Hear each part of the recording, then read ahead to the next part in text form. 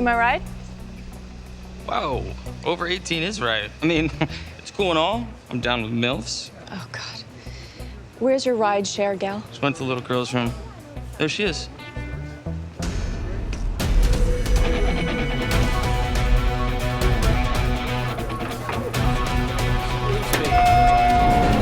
Hey!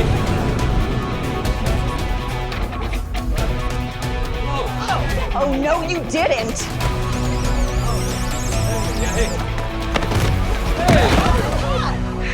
Hey, Luz.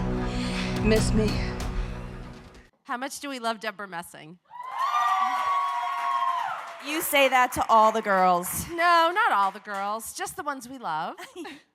I was just, so do you guys watch Mysteries of Laura?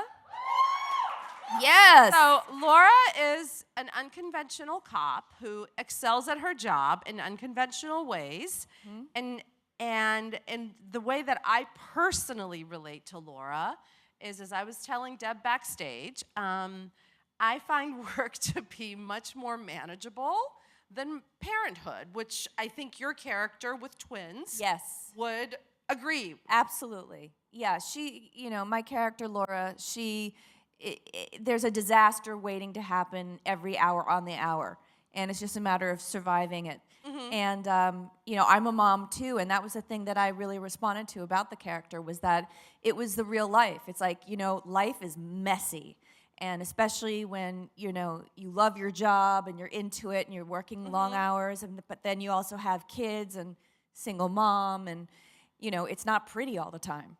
And it can get kind of silly. And that's the fun part of the show. And I love how unvarnished the show is about that aspect. You don't see that. Like, you never, I feel like the women that you see on TV or in movies, motherhood is fetishized. It's very much like work is, but motherhood is where you really come into your own. Yes. And that's not reality. It's not reality. It's not. It was like when I first gave birth, I called up my best friend, and I was like, why didn't you tell me the truth? And she said, if I told you the truth, you would never have done it. And I feel like that's the case, and it's like a taboo to say, you know what, motherhood is hard.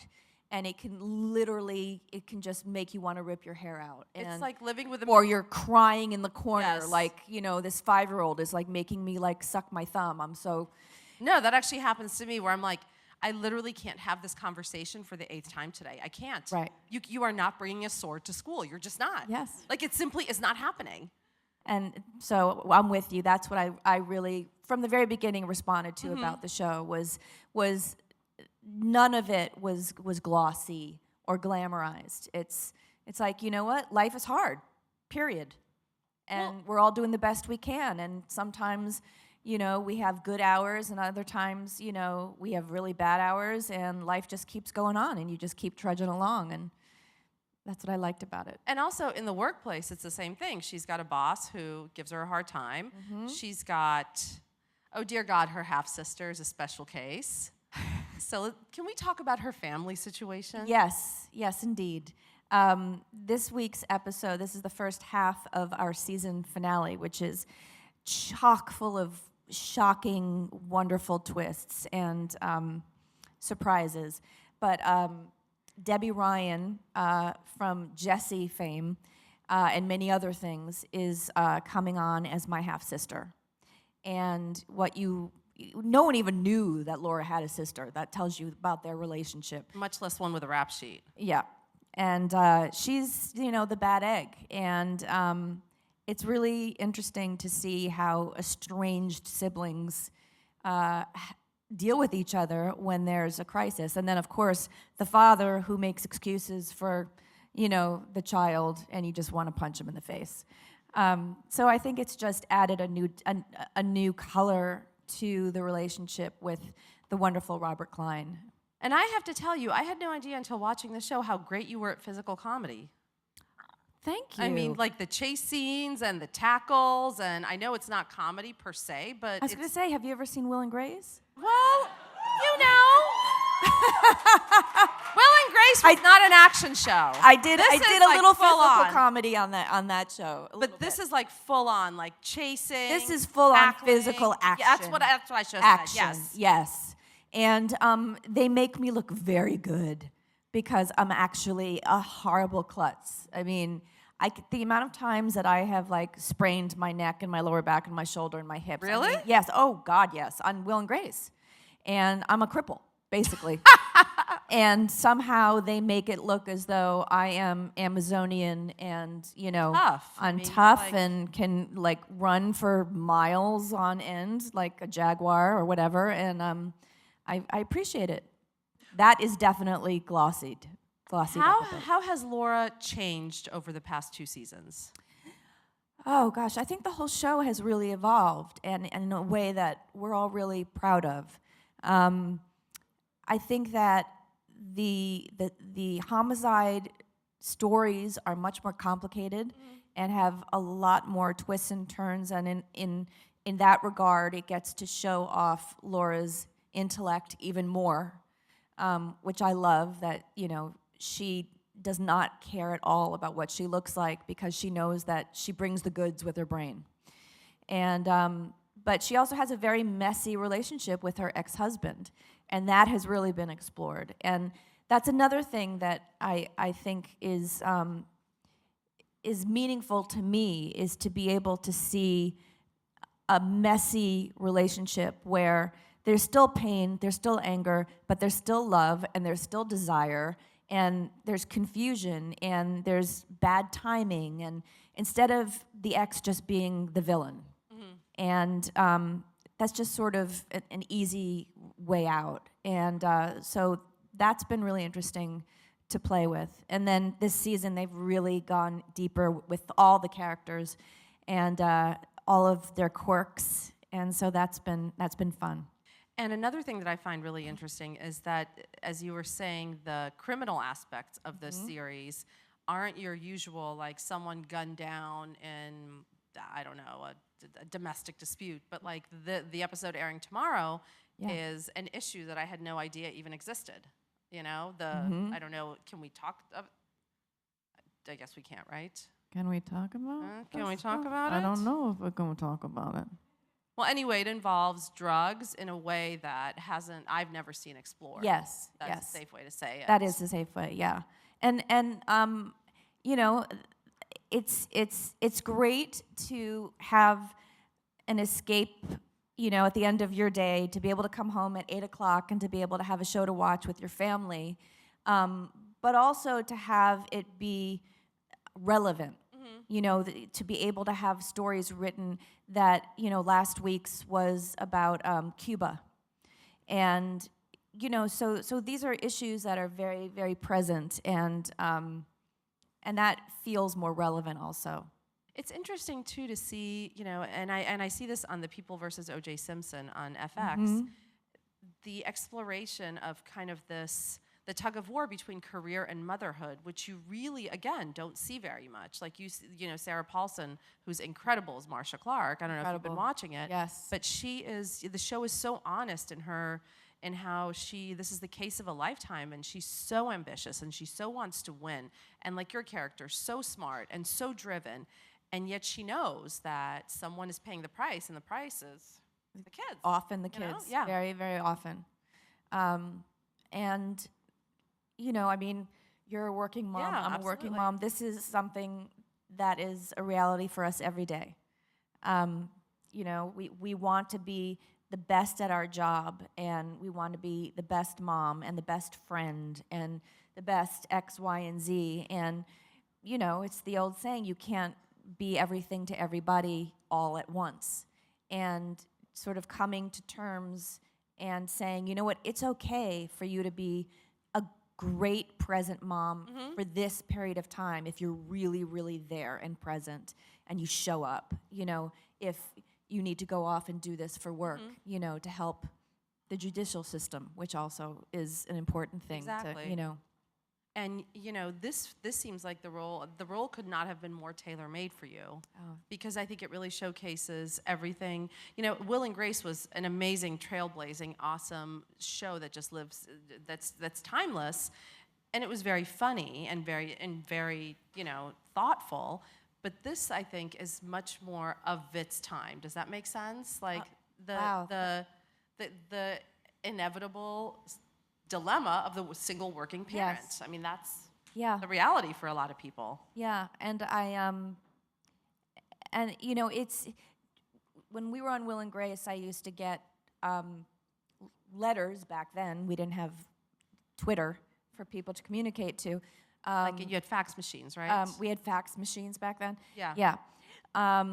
And, we would get letters from viewers saying, this is meaningful to me. I see myself in these stories, or this has helped my mother and myself, heal or understand each other. Or validated who I am. Right. And in a similar way, I hear from so many single moms, just what you were saying, that it's important for them to see themselves represented in primetime television, so that they're like, I don't feel so alone, and I don't feel like a failure. Yeah. And so this is the season finale, part 1. Part 2 airs next week. How do you want to see Laura change, evolve, not change or evolve in season 3? Well, there's a huge cliffhanger, which I'm not going to tell you anything about. Oh, come on, just tell us. No one's watching. No one's watching. So I think it's fair to say that she is opening herself up to more risks. Emotionally or work-wise? Emotionally, which I think is a good thing for her. I would not want her to lose any of her roguish badassness. Can I say that? Yeah. You can curse. Oh, fuck. Let it Great. rip. Jeez. Oh, my God, it's been dying to. Yes. The fact that she is a rule breaker, and that, she just takes off because she knows she's got to do it, and, people don't know where she's going, and she doesn't follow protocol, and it's a pain in the ass for so many other people, but it's for the greater good, and I love that about her. And I also love that she's a problem solver, and that she is able to think outside the box. So, she can find something in her purse that is like something from her twins that she can use, to help, a bad guy. Like there was a sanitary napkin that, Billy was bleeding, and I had nothing else, and I had a sanitary napkin, and I just zipped off the thing and stuck it to his face to help stop That's the not bleeding. something one often sees on television. No, it's not, and I think that's something that just shows that she's a little off, unique, original. Yes, trailblazer. Yes, let's say that. Yes. What is the single biggest thing you have in common with her? Oh, I think the daily struggle, for sure, because I am a single mom, and my hours are insane. They're 12 hours every day, and I have an 11-year-old son, and I want to be with him whenever he needs me to be with him. And luckily now he's at an age where he's off at school and he's with his friends, and but it's been a long time that I've been working and feeling that struggle and the guilt and the shame of, I should get home. I should get home. So I really relate to that. But I also am now in a place where I have forgiven myself for that, and I just say, you know what, this is what life is, and I'm just doing the best I can. And also, I think it's pretty great for your kid to see his mom doing something she loves and being good at it. Yeah. I think that's a pretty damn good example to set for someone. And we make it work, Yeah. We make it, and that's the other thing, is like, there is to learn that it's not black and white. There are not like right and wrong ways to do things. If I have to work later than expected, You know, he can come over right after school with his backpack and he can do his homework Sure. right next to me on the set. And if he wants to, he could change into his pajamas and fall asleep in, my trailer. And, we'll just do what works. And I think we're thriving. I think that's awesome. And you get to live and shoot in New York, so that ain't bad. Right. Like, please. Much better than LA. Amen. Right? Yes. Now we have to change tacks a little bit. You youngins may not even know what I'm talking about here, but let's talk about Dirty Dancing. Do you even know what that is? Oh, thank God. No one puts I Deb was in a literally corner. going to go and shoot myself in the head if you did not know what that was. I once worked with someone, I need to add this, who did not know who the Beastie Boys were. He was that young. Did someone say they didn't know who that was? What? Did You someone guys say know that? who the Beastie Boys are? Okay. Okay, Phew. half-ass response, but we'll take Okay, it. but they're hip. They're hip. They know Dirty Dancing. I mean, Who doesn't know Dirty Dancing? Dirty Dancing is very responsible for me being an actress today. I was a teenager when it came out, and I remember vividly sitting there in that theater and looking up and seeing this sort of awkward, klutzy outsider, Jewish, who is the star of this movie, and she finds her, and she's sexy and she's funny, and I thought I could see myself actually being cast in that, and it was the first time I'd ever actually seen something that I could relate to. Like, I wasn't Farrah Fawcett, and do you know who Farrah Fawcett is? Okay. And so it was really a pivotal thing, and now it's come back, and now I'm playing the mom, and I'm so excited. The choreographer is the choreographer from Hamilton. Which brings us back full circle to Hamilton. Everything comes back to Hamilton. Everything, right? I mean, there's nothing like it. I mean, I haven't seen it since I can't get tickets, but I'll take your word for it. So how's the choreography going? I mean, have you guys started yet? We haven't started yet. So you're No, finishing up we start in a couple of weeks. We're shooting in North Carolina, and Abigail Breslin is playing Baby, and it's the music director worked on Glee we have like the best of the best working on this, and it's great because it's not going to be live. It's going to be a 3-hour event movie on ABC, and so we're going to be in North Carolina shooting for a couple of weeks, and I'm excited. Amazing. What are you most nervous / excited about? I have to sing. What? What? No, but in the movie, does the mom In the sing? movie, yeah, I have to. Well, she does now. Oh, she does now. That's why I was like. See, they made her character bigger. It was sort of reworked, and just really, really interesting character. There's a sort of strain of feminism that has been added to this version that is great. And so anyway, I have to sing, and I used to sing. 25 years ago when I thought I was going to be, a hoofer on Broadway, but I haven't really since. And so I think that's the thing that's making me the most nervous, but also the most excited. I mean, are you practicing now, or are you just going to I'm going to start tomorrow. You will be amazing. I hope so. I have not the slightest bit of doubt.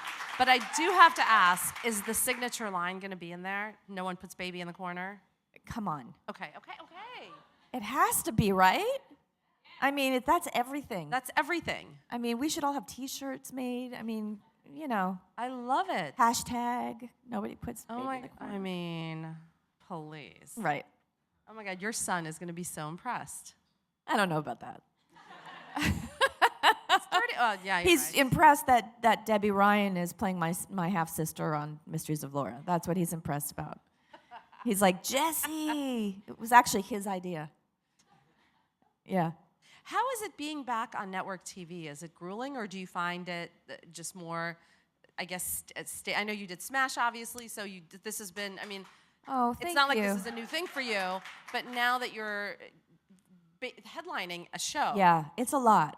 It's a lot. Doing a sitcom is the most family-friendly and humane schedule for an actor. Basically, doing an hour-long drama is like doing a movie that never ends. And so it's just months and months and months of the same, 12 hours every day, and it's a lot. And it's like I feel like I'm kind of like an athlete, the way that I have to, eat and take care of myself and vitamins and, because I can't get sick. The whole thing comes crashing down if I get sick. That's no pressure. It's a lot of pressure. It is. But it's feast or famine, Unfortunately, you don't get to be a part of something like this and to create a family and to, and to have the opportunity to really live in this world, for months on end unless you commit the time. So. And you did. I did. And let's take a few questions from the audience, please. Hi, Debra. Hi. Thank you so much for being here. I'm such a huge fan. My mom and I watched Will and Grace together, and now we watch Mysteries of Laura together. So thank you for that. My question is, if Mysteries of Laura could do a crossover with like any show, past or present, what show would you choose? Oh, it would be SVU. There's no question. I mean, Mariska's my BFF in real life. So, it would be stupid fun for us to play Olivia and Laura in a scene together. Who would out-detective each other? Oh, come on. You would, obviously. Please. Because Mariska plays by the rules on the show. She plays by the rules. Yeah, you're right. Laura would be like, boom. We would be like Thelma and Louise, right? Do you know what that is?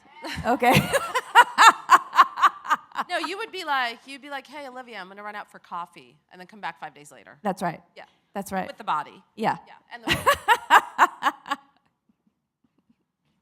Hi, Debra. Hi. I was such a huge fan of Will and Grace, and I was so upset when you weren't at the reunion. I know. Is there ever going to be like an official reunion with you included? Boy, I hope so. I was on that plane. I was ready to go, and then we had the blizzard, and all the flights were canceled, and so that's why I wasn't there. And it was really kind of devastating not to be a part of it.